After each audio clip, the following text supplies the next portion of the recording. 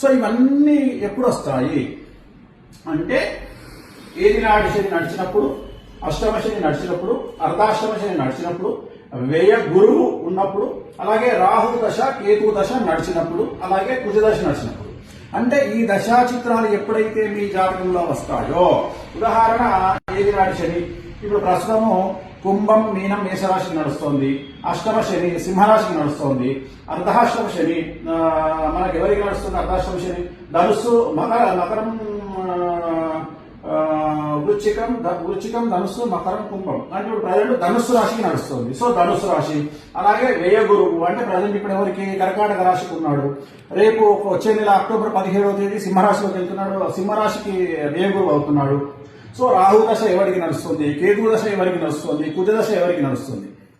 So ఈ దశా చిత్రాలు వచ్చినప్పుడు వీళ్ళు కొంతమంది పదవిని కోల్పోవడం, కొంతమంది ప్రాణగండాలు ఎదుర్కోవడం అంటే ఆరోగ్యపరమైన ఇబ్బందులు ఎదుర్కోవడం, కొంతమంది న్యాయపరమైన చిక్కులు ఎదుర్కొని జైలుకు పోవడం, కొంతమంది income tax, GST, sales tax, commercial tax లేదా ఈడీ, సిబిఐ లాంటి కేసులు ఎదుర్కోవడం, లేదా కొంతమంది మంచి పొజిషన్లో ఉన్నటువంటి అంటే ఉదాహరణకు పోలీసులు తీసుకుంటే లా అండ్ ఆర్డర్లో ఉన్న పోలీసులు లూప్ లైన్లోకి వెళ్ళడం, లైక్ ట్రాఫిక్ లేకపోతే ఇంకెక్కడో పని లేనటువంటి ప్రదేశానికి అంటే పరపతి లేనటువంటి ప్రదేశానికి ట్రాన్స్ఫర్ అవ్వడము, అలాగే ఐఏఎస్లు, బ్యూరోక్రాట్లు, పెద్ద లెవెల్లో ఉండే ఐఏఎస్లు, ప్రిన్సిపల్ సెక్రటరీస్ నామమాత్రమైనటువంటి పోస్టులకు వెళ్లడము. సో ఇవన్నీ కూడా ఎదుర్కొనేటువంటి అవకాశాలు ఉంటాయి. కాబట్టి ఎప్పుడే కానీ మన పరిస్థితి బాగుంది కదా అని మనం ఎప్పుడు కళ్ళు నెత్తికెక్కినట్టుగా బిహేవ్ చేయవద్దు.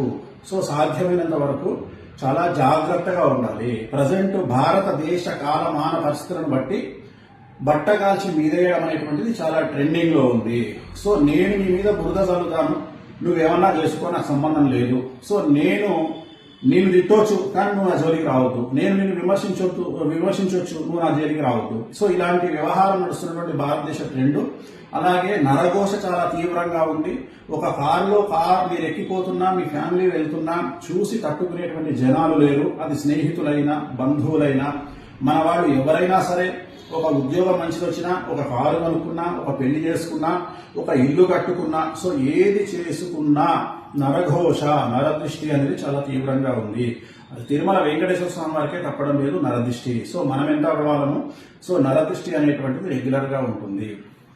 సో మరి వీటికి ఏం చేసుకోవాలి అంటే, భగవంతుడు కమాండ్ చేసే జాతకం 88% అయితే మన చేతిలో 12% అనేటువంటిది తగ్గి ఉండడం. సో మనం ఎప్పుడైతే మనకు ఎదురుగాలి వీస్తుంది అని అనుకుంటామో అప్పుడు తగ్గి ఉండడము. అలాగే ఈ రోజు మనము పొజిషన్లో ఉన్నాం కదా, ఈ రోజు మనం ప్రభుత్వంలో ఉన్నాం కదా, లేదా ఈ రోజు మనం డ్యూటీలో ఉన్నాం కదా, ఈ రోజు మన దగ్గర డబ్బులు ఉన్నాయి కదా, సో ఇలాంటి ఆలోచనలు చేయకండి. దీన్ని జాతక విశ్లేషణ, దేశ కాలమాన పరిస్థితుల విశ్లేషణ రెండింటినీ కలిపి నేను చెప్తా ఉన్నాను. ఎందుకంటే నా దగ్గరికి చాలా మంది వస్తుంటారు.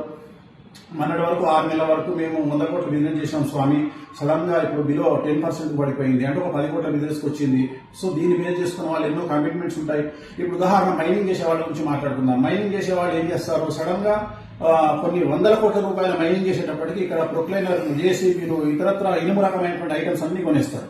కొనేసి ఒక 50 కోట్ల 100 కోట్ల ఇన్వెస్ట్మెంట్ పెట్టేస్తారు. తీరా చూస్తే ఆ మైనింగ్ అనేది సడన్ గా కొత్త గవర్నమెంట్ వచ్చి లేదా ఎవరికైనా పడకపోవడం వల్ల ఆ ప్రాజెక్ట్ ఆగిపోతుంది.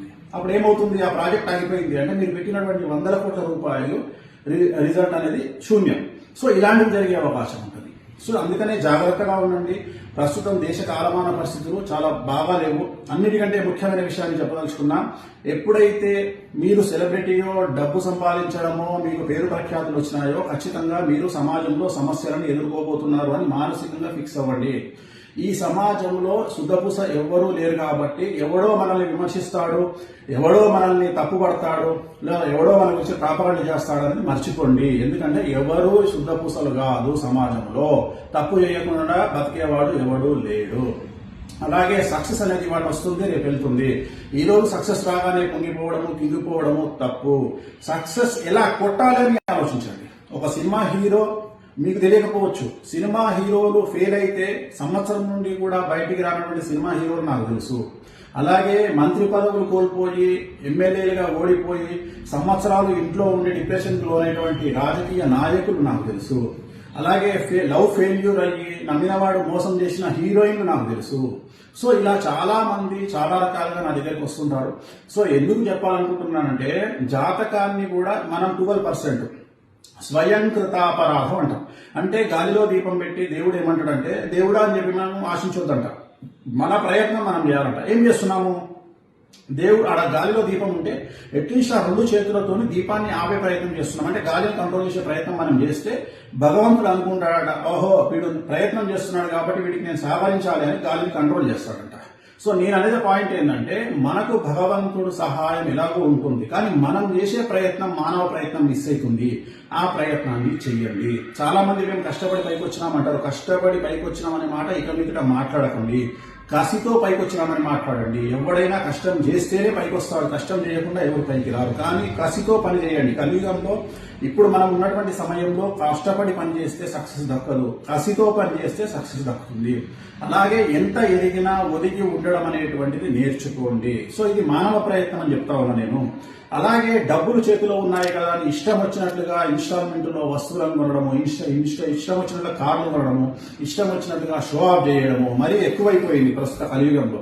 సో జాగ్రత్తగా ఉండండి. రాబోయేటువంటి పరిస్థితులు చాలా కష్టతరంగా ఉండేటువంటి అవకాశాలు ఉన్నాయి. ఎందుకంటే గురువు ఎప్పుడు అతిచారంలోకి వెళ్ళలేదు. ఫస్ట్ టైం నాకు బుద్ధి తెలిసినప్పటి నుండి గురువు సంవత్సరంలో 2 రాశులు మారుతా ఉన్నాడు. గురువు ఎప్పుడు ఒకటే సంవత్సరంలో ఒకటే రాశి మారుతాడు. అలాంటిది వచ్చే నెల అంటే అక్టోబర్ 17వ తేదీ నుండి డిసెంబర్ 5 వరకు గురువు మిథున రాశి నుండి కర్కాటక రాశిలోకి ప్రవేశిస్తా ఉన్నాడు. తిరిగి అక్కడి నుండి మళ్ళీ వెనక్కి వస్తా ఉన్నాడు. సో ఇది మనం ఎక్స్పెక్ట్ చేయనటువంటి గ్రహ గమనంలో ఒక అతిపెద్ద మార్పు, ఒక అతిపెద్ద సంచలనం. కాబట్టి ప్రతి మనిషి గురువు అంటే ఏంటండి, అరే వాడికి గురుబలం ఉందా అంటారు. సో గురుబలము ఉంటేనే ఈ సెలబ్రిటీలు కానీ, పొలిటీషియన్లు కానీ, హీరోయిన్లు కానీ, హీరోలు కానీ, సెలబ్రిటీ స్టేటస్ కానీ, ఏదో ఒకటి విఐపి స్టేటస్ కానీ, బ్యూరోక్రాట్ స్టేటస్ కానీ, పదవి కానీ, ఇవన్నీ గురుబలం వల్ల వచ్చేవి. సో ఇప్పుడు రాబోయేటువంటి 48 రోజుల పాటు గురువు తాను సడన్ గా ఒక రాశిలోకి నుండి ఇంకో రాశిలోకి వెళ్ళి మళ్ళీ వెనక్కి వస్తా ఉన్నాడు. అంటే ఉదాహరణ, మనం విమానం నడిపేటప్పుడు, కారు నడిపేటప్పుడు, పడవ నడిపేటప్పుడు, ఏదైనా ప్రయాణం చేసేటప్పుడు సడన్ గా ముందుకెళ్తున్నటువంటి బండిని సడన్ గా బ్యాక్ గేర్ వేస్తే, వెనకకి గేర్ మారిస్తే ఒక్కసారి ఏమైపోతుంది, క్రాష్ అయిపోతుంది. సో అలాంటి ఒక సిచ్యువేషన్ మనకు రాబోతా ఉంది. ఆర్థికంగా ఏదైనా సంచలనం జరగవచ్చు. సో ఇవన్నీ ఎవరైతే ఇప్పుడు నేను చెప్పినటువంటి ఈ గ్రహ గమనాలు ఉన్నాయో, ఈ గ్రహ గమనాన్ని బేస్ చేసుకొని జాగ్రత్తగా ఉండండి. రాబోయే కాలంలో వాటికి సంబంధించినటువంటి రెమెడీస్ మీ దగ్గరలో ఉన్నటువంటి జ్యోతిష్కులను కానీ, పంతులను కానీ, పండితులను కానీ అడిగి తెలుసుకోండి. సాధ్యమైనంత వరకు అనియమనిగా ఉండండి. సాధ్యమైనంత వరకు డౌన్ టు ఎర్త్ గా ఉండండి.